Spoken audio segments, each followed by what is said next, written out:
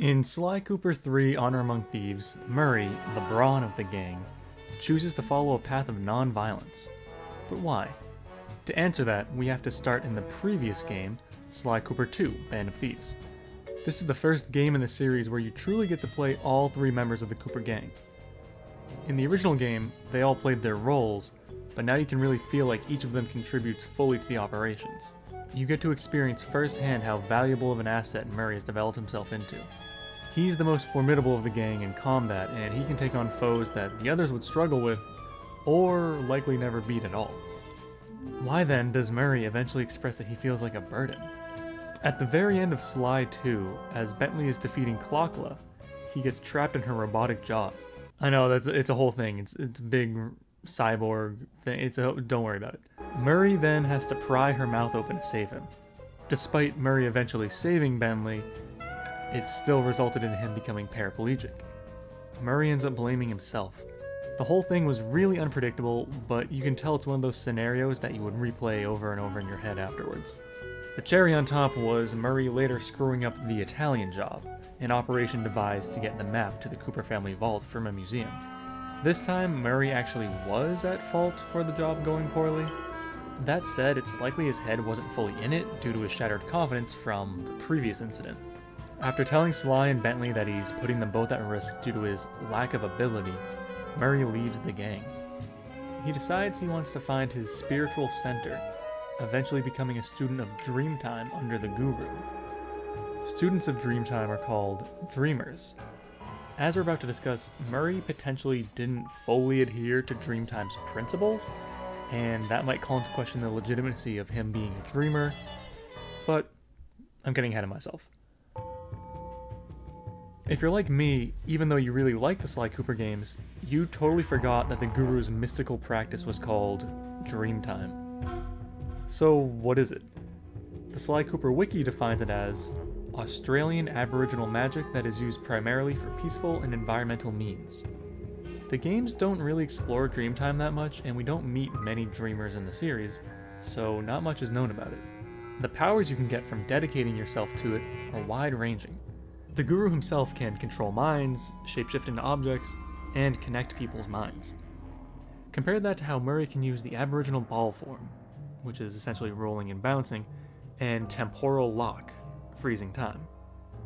While they vary greatly, all these powers can be used to maintain the pacifism at the core of Dreamtime. Shapeshifting can help you escape a fight without escalating it. Connecting minds might help people better understand opposing viewpoints and circumvent or extinguish conflict. I hate you, Sly Cooper. You've ruined me. Ruined the Panda King. And I've hated you, but that doesn't make any of this real. Years have passed, and we've both changed. Come out of this trance. Let's meet each other as we are today, and let go of who we were when this fight occurred. The Aboriginal ball form and temporal lock are both creative ways to flee in a pinch. The mind control power, however, is a bit dubious and leaves a lot of room for abuse. Additionally, Murray's powers, roly-poly mode and freezing time, can definitely be used for violence. The ambiguity of purpose is going to be a theme while examining Dreamtime. Again, we don't know many concrete facts about it. To our knowledge, there aren't any stated guiding principles. Specifically in the context of this discussion, we don't know if maintaining peace or protecting the environment is more important in Dreamtime. Even if there were certain principles outlined, are there any exceptions to them? What degree of flexibility and individual interpretation is there in regards to the principles? While we don't have answers to these questions, we do know that Dreamtime can involve vague quests. For instance, the Guru sends Murray on a world-sprawling journey that would not be complete until the black water runs pure. This clearly ties into the environmentalism aspect of Dreamtime. The black water mentioned turns out to be the water of Venice, which Octavio, opera singer turned mobster, is pumping tar into. He's polluting water in order to coerce people to listen to opera again, something like that. Murray is basically tasked with stopping Octavio's water pollution in Venice. Sly and Bentley are kind enough to help him with the water situation, hoping to get him back in the gang. The big question is, can Murray complete his spiritual quest in a non-violent way? Murray is actually able to contribute in a peaceful way by using his aboriginal ball form in the mission Tarball. He bounces around, destroying tar drums. It's not the most extravagant mission in the game for sure, but it shows how Murray could find some non-violent roles to play in the Cooper gang. That said, being in the ball form can definitely get violent, intentionally or not. If you gain enough speed, you can hit enemies, definitely harming them. Same thing goes for bouncing. You can definitely choose to not roll around at high speeds, but you can't control if enemies run under you when you're bouncing. This specific mission is a bit different because the game despawns a lot of the enemies, probably to help avoid this problem, because otherwise it could be a legitimate challenge to complete the mission without hitting anyone. That said, Murray has access to a Dreamtime power that can be used violently. Maybe it's excusable because they're obstructing Murray's Dreamtime mission? Maybe it's a matter of intent. You could argue that if these thugs simply backed off, maybe they wouldn't get crushed by Hippo doing a cannonball. Murray's simply doing his job, and these guys are throwing themselves in his potentially lethal way. After all the roly-poly action, the gang executes Operation Tarball. If the mission goes according to plan, and final operations never go according to plan, Bentley and Sly would either significantly harm or straight up assassinate Octavio. It really depends on how lethal a giant chandelier is in this video game universe.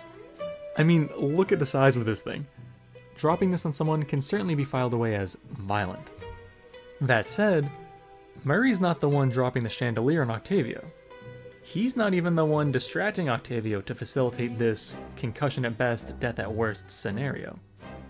He did, however, contribute to the overall operation that granted Sly and Bentley the opportunity to enact violence.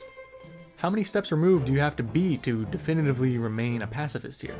Maybe Murray is innocent in Dreamtime rules due to a combination of intent and lack of direct action? After all, this will help the Blackwater run pure, and he isn't the one directly hurting this guy. You could approach it from an opposing angle though. Say you have some righteous goal in mind. There's a chain of events that will lead to this goal being achieved. However, this chain of events involves other people enacting violence. You alone have the ability to set this chain of events into motion. Wouldn't you be responsible for your choice to play your crucial role in setting off the chain of events? After all, the gang needed Murray to destroy those tar drums, right? If he had the foresight to know Sly and Bentley would likely plan to harm Octavio, he could have abstained from any involvement in their plans. This boils down to whether or not the ends justify the means in Dreamtime teachings. There is another layer when you consider that Murray is not directly committing intentionally violent acts, but to be honest, this is not very compelling. Avoiding violence but knowingly being a cog in a violent machine feels like a weak argument. It helps to view it from a less individualistic perspective. Instead of simply trying to absolve the individual, Murray, from blame, we need to look at how much violence is occurring in general. One main reason to be a pacifist would be trying to decrease overall violence in the world, to create a more peaceful world. Facilitating harm in any way strays from this goal. After Murray's contributed to this operation, he has arguably contributed to a more violent world. So, do ends justify the means? Does it depend on the ends in question? Can the ends and means be weighed against each other on a case-by-case basis? Before we get too hung up on this, the game presents us a different scenario in the return of the Murray. At the end of Operation Tarball, Bentley challenges Octavio to an opera battle to lure him under the chandelier. Bentley uses his silky smooth voice. La, la, la. Octavio unknowingly shuffles into position, and Sly severs the final rope holding up the chandelier. But then the cops show up and ruin the fun. Octavio flees, Sly and Bentley pursue him, and Octavio's goon eventually crashes his boat. Sly tries to defuse the situation with words, notably not violence, telling Octavio to hand over the demolition switch so they can both focus on getting away from the police. Octavio instead shows off what he can do with the switch, destroying some background homes. Bentley, finding this despicable, demands Octavio to stop. Our favorite turtle then gets decked incredibly hard for trying to stand up for what's right. This flex of physical prowess intimidates Sly, and he realizes he can't win a one-on-one fight. Sly tells Murray he needs his help. Murray then invokes his vow to nonviolence and the fact that the water isn't clean yet. His mission isn't done. Sly reassures him that the water will be fine soon, which is true by the looks of things, but notably, this isn't what convinces Murray. Bentley, his friend, weakly pleads for help. It was a similar situation that was the cataclysm for Murray's pacifism in the first place. Allowing his friend to be critically injured sent him on this path. Now, Bentley's in serious trouble, and there's no peaceful way out. That's when Murray delivers this gem of a line. I'll floss my teeth with your spine! After ripping off his Dreamtime necklace, he launches himself into the fight. This moment highlights Murray's true focus. Loyalty to his friends was the overarching value all along. Remember, when he left the team, he cited that he felt he put them at risk. Adopting the values of Dreamtime was essentially an extension of, or at least a result of, wanting to protect Sly and Bentley. Now, the way to protect his friends requires violence. Long story short, he successfully beats the crap out of Octavio. Hold on, is this disrespectful to Dreamtime? He's breaking a rule of the practice while dressed fully in its traditional attire. That seems potentially problematic. Well, he's not fully dressed, he does rip off the necklace first. Is this actually more respectful? Removing a Dreamtime-centric accessory before engaging in anti-Dreamtime behavior could have been the right move. Then again, he did appear to break the necklace, so that's definitely not nice. Let's examine the situation beyond wardrobe. There is a simple argument for Murray's actions being bad here. He clearly did not take the pacifist approach. If you only uphold a principle, in this case nonviolence, when it's easy to do so and drop it when it becomes a burden, you display a lack of integrity. That said, we did just establish that Murray's actual value was loyalty, not pacifism for the sake of pacifism. Because of this, I would not say that Murray lacks integrity here. Additionally, his actions are arguably pro-Dreamtime. Non-fatally hurting Octavio likely saved Bentley's life, overall preventing a graver act of violence. It was the lesser of two evils. On top of that, beating up Octavio served as the final step in Murray's environmental mission. While he was likely more focused on saving his friend than the environment in that moment, he still saved both. As mentioned before, we don't know if environmentalism or pacifism is more important in Dreamtime. Oh, and a quick note. In an earlier mission, we see Octavio specifically pollute an aquarium, and Bentley notes the demise of the fish inside. This establishes Octavio's environmental destruction as a form of violence itself. So, Murray used smaller scale violence to prevent larger scale violence. It's also definitely worth noting that the Guru himself later harms people. Sure, he doesn't have an attack when you play as him, but he can use his mind control powers to seriously injure the guards. It's like a mystical version of the classic stop hitting yourself situation. He even controls a wolf at one point and makes it potentially kill people? Is this a teacher learns from student scenario, or does it indicate that Dreamtime has always had some degree of leniency? Sly 3 gently explores nonviolence through other, more general gameplay. Some parts of the game discourage or disallow violence, instead championing stealth or skill. You're sometimes rewarded for avoiding conflict, such as getting more coins from pickpocketing rather than simply defeating guards. However, a lot of parts of the game require violence. When I was thinking of examples for explicitly and non-negotiably violent portions of Sly 3, my first thought was the lemonade bar.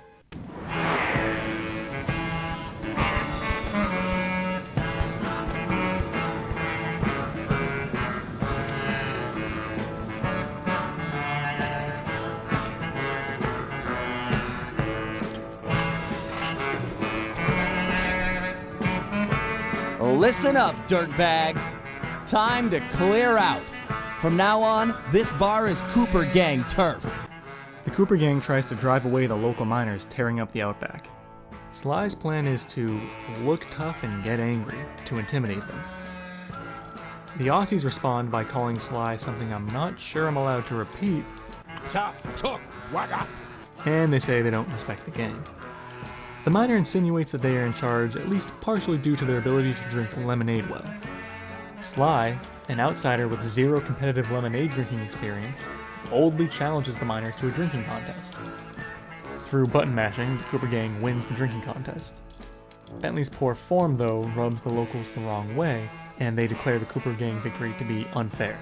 They then turn on an electric fence that they have for some reason, and the bar descends into a brawl. As a kid, this was one of my favorite gaming experiences. The gang is locked in an area, fighting alongside each other against an unknown number of enemies. You switch between all three characters, displaying that they all have a capacity for violence and can hold their own when things get ugly. Beyond the fact that it's an iconic and super fun fight, it shows that fighting is an indispensable skill in the thieving industry. However, fighting was not the plan. They originally planned on intimidating the miners. Even when that immediately failed, they resorted to a lemonade drinking contest. They tried the non-violent route. It failed, and they had to fight, both for their survival and to attain their goal. Overall, I'd say the game presents violence as a tool. There's no single tool fit for all occasions. There are times violence can't be used, is discouraged, can be used, and must be used. As for how well Murray did as a dreamer, it's hard to say. If you look at it from a strict letter of the law perspective, he violated the rule of pacifism. Plain and simple. However, when he reunites with his master, our only authority on Dreamtime, the Guru is happy to see him. He eventually joins the gang after they help him get the miners out of town. He even goes on to help them with the Cooper family vault. The Guru's tacit approval of and participation in the group's journey gives me the impression that Dreamtime might not be about strict non-violence. Maybe it's more about being a positive impact on the world around you. Sure, you can often accomplish that through pacifism and environmentalism, but you also need to take care of the people you care about. At the end of the day, that's all Murray ever wanted to do. So whether he's a good dreamer, a bad dreamer, not a dreamer at all, he stayed true to himself.